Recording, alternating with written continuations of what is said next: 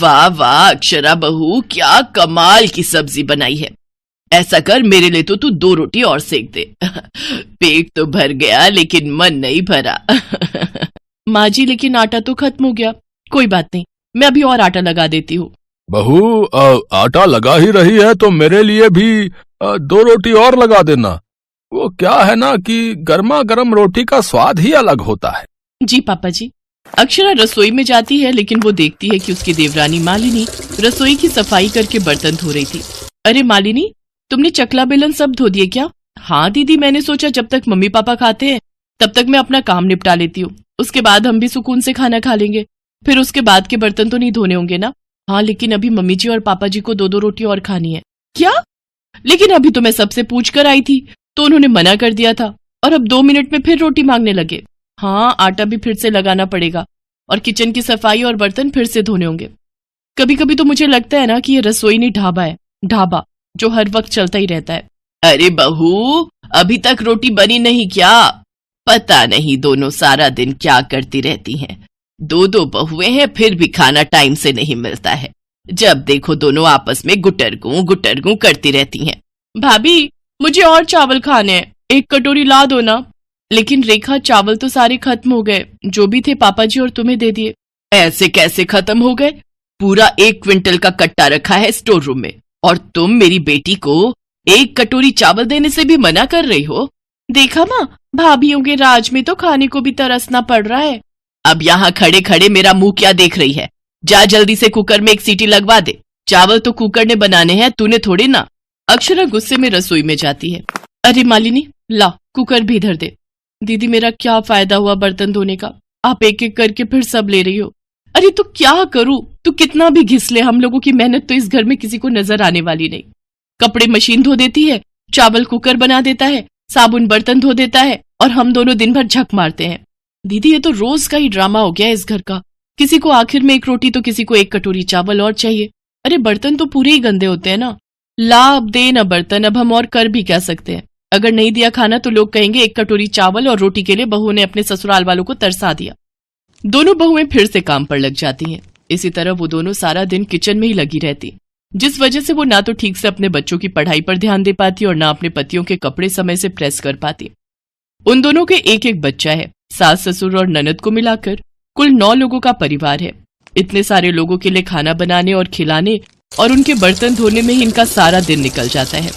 दीदी, हम दोनों का सारा दिन रसोई में ही निकल जाता है। कभी कभी तो ऐसा लगता है ये लोग घर में बहू नहीं बल्कि रसोईया ब्याह कर लाए हैं। बात तो तेरी एकदम सही है, सारा दिन ठूस ठूस कर कद्दू की तरह बनते जा रहे हैं। अरे घर में 2-2 बहुएं पकाने के लिए, इसका मतलब ये थोड़ी ना कि तुम 4 दिन का राशन 1 दिन में ही खा जाओ। और तो और अब तो बच्चे भी बड़ों की देखम देखी करने लगे हैं। मालिनी, अब हमारा भी बेशरम बनने का वक्त आ गया है। इनकी अकल ठिकाने लगाने का ना मेरे पास एक आइडिया है, जरा कान इधर तो दे। अक्षरा अपनी देवरानी मालिनी को सारा प्लान समझा देती है। फिर अगले दिन सुबह की चाय में वो ढेर सारा मीठा डालती है और फिर चाय पीने के बाद अपनी सास से कहती है, मम्मी जी लाइए जरा मैं आपका शुगर नाप दूं। लेकिन बहू, मुझे क्या हुआ है? हुआ नहीं है तो हो जाएगा। ये देखिए आपका शुगर कितना बढ़ा हुआ है। मैं अभी डॉक्टर को बुलाकर आपका सारा हेल्थ चेकअप करवा देती हूँ, कहीं आपको कुछ हो गया तो। अरे शुभ शुभ बोल मरे मेरे दुश्मन। अच्छा, तू डॉक्टर को बुला ले, लगे हाथ तेरे पापा जी का भी चेकअप करवा लेंगे। कुछ देर बाद डॉक्टर घर आता है। अरे माता जी, अपने वजन पर कंट्रोल कीजिए, नहीं तो ये शुगर आपकी जान लेकर छोड़ेगा। और अंकल जी, आपका वजन तो और दुगनी तेजी से बढ़ रहा है। आपको अपने खाने पर कंट्रोल करना है और 2 रोटी से ऊपर नहीं खानी। हे भगवान, ये डॉक्टर तो हमारे खाने के पीछे ही पड़ गया। माता जी, आपको बुढ़ापे तक स्वस्थ रहना है और पोते पोतियों को बड़े होते देखना है, तो खाना तो कंट्रोल करना ही पड़ेगा ना। नहीं नहीं, मुझे इतनी जल्दी नहीं मरना। बहू, तू ना आज से मेरे लिए 2 ही रोटी बनाना। डॉक्टर उन सबका ब्लड सैंपल ले जाता है और शाम को रिपोर्ट लेकर आता है। माता जी, मैंने कहा था ना आपको शुगर है। अब से आपको चावल, आलू और मीठा नहीं खाना है। और बाबूजी, आपको भी कोलेस्ट्रॉल की दिक्कत है, इसलिए आपको भी अपने खाने पर अब से ध्यान देना है। और रेखा, तुम्हारा भी वजन उम्र के हिसाब से ज्यादा है, इसलिए तुम्हें भी अपने खाने पर ध्यान देना होगा। अभी तो तुम्हारी शादी भी नहीं हुई, तुम्हारे शरीर को तो अभी कई बदलावों से गुजरना है। डॉक्टर ये कहकर वहां से चला जाता है। शाम को सब खाने की टेबल पर बैठते हैं तो रेखा कहती है, भाभी 2 चम्मच चावल लाना तो। ये लो रेखा, 2 चम्मच चावल। आप तो सच में 2 चम्मच लाई हो। हाँ तो इस घर की बहू हूँ, सबका ध्यान रखना मेरी जिम्मेदारी है। बहू, मुझे बस आधी रोटी और देना। नहीं सासू माँ, डॉक्टर ने आपको 2 रोटी से ज्यादा खाने के लिए मना किया है, और आपने ही तो कहा था कि अब से 2 ही खाऊंगी, इसलिए आपकी और रोटी नहीं बनाई। और अब हमने सबका खाना हिसाब से बनाने के बाद किचन बंद कर दिया है। आज सब आधा आधा पेट खाना खाकर चुपचाप अपने अपने कमरों में चले गए। तो वहीं दोनों बहुओं ने भी आज पहली बार समय पर खाना खाया और फिर अपने कमरों में चली गई। अक्षरा के इस आइडिया से सबकी आदत और सेहत में काफी सुधार आ गया था। सास ससुर और रेखा वॉक पर जाते, अपनी डाइट पर कंट्रोल करते और खुद के खाने पर ध्यान देते। अक्षरा के उस आइडिया में डॉक्टर भी शामिल था। दरअसल वो डॉक्टर और उसकी वो रिपोर्ट दोनों ही झूठी थी। वैसे तो कहते हैं कि झूठ बोलना पाप है, लेकिन अगर उस झूठ से किसी का भला हो तो उसमें कोई बुराई भी नहीं है।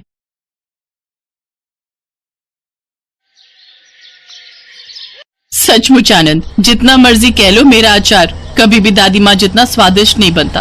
वो सिर्फ सामग्री नहीं, धैर्य और प्यार भी इसमें डालती हैं, तभी तो उनके अचार में अलग सी बात होती है। तुम भी उनके हाथ का बना अचार खाओगे ना तो बाकी अचार भूल जाओगे। तुम्हारी चटपटी स्वाद भरी बातें सुनकर मन कर रहा है कि अब तो जल्दी से ही पहुंच जाएं।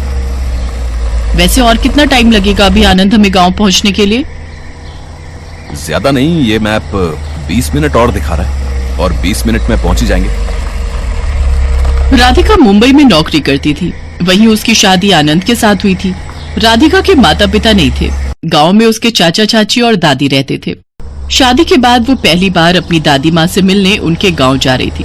राधिका की दादी सुमित्रा बहुत ही स्वादिष्ट अचार बनाती थी, इसीलिए राधिका का तो बस मन था कि वो जल्दी से ही पहुंच जाए और अपनी दादी माँ के हाथों का बना स्वादिष्ट अचार आनंद को भी खिलाए। कुछ देर बाद आनंद और राधिका गांव पहुंच जाते हैं। सुमित्रा अपनी पोती राधिका को देखकर बहुत खुश होती है। दादी माँ, आज भी ये घर आपके हाथों के बने अचार के मसालों की खुशबू से महक रहा है।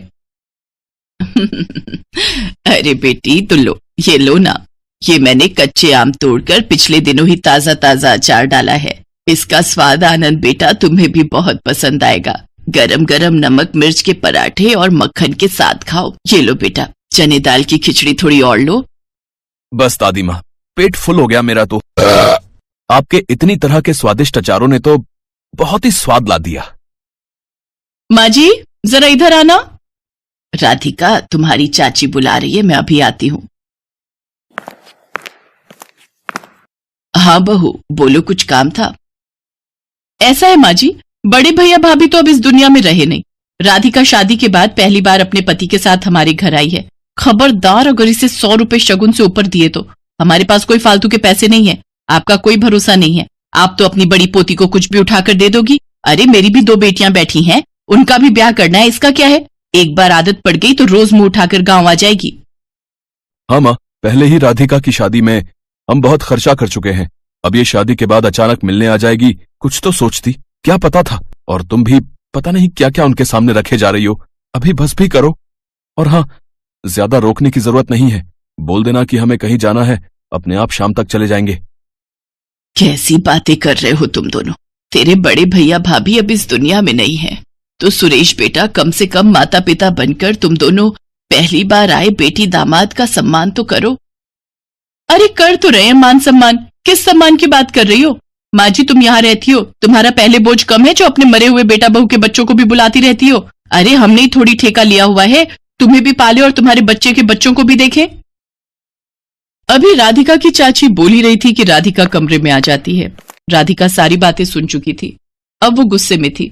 बस चाची, अब और नहीं, आपने दादी को बहुत सुना लिया। अरे दादी और कहाँ जाएंगी अगर अपने बच्चों के घर नहीं रुकेंगी? क्या हुआ, मेरे मम्मी पापा दुनिया में नहीं है तो? मैं अभी जिंदा हूँ, मैं दादी को अपने साथ लेकर जाऊंगी। अब दादी आपके साथ नहीं रहेंगी। चलो दादी माँ, आप अपना सामान पैक करो, आप हमारे साथ आज ही शहर चलोगे। हाँ हाँ, ले जाएगी तो अपने माँ बाप पर ही, जैसे वो अकड़ में रहते थे। वैसे तू भी अकड़ में रहती है, पैसे वाला लड़का मिल गया ना तुझे, इसलिए इतना बोल रही है।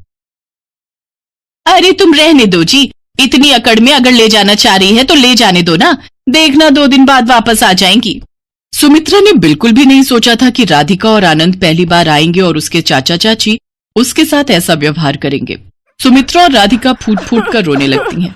अब राधिका नहीं चाहती थी कि उसकी दादी गांव में इस हालत में रहे। इसलिए राधिका और आनंद ने तुरंत फैसला लिया कि दादी माँ को अपने साथ शहर ले जाएं।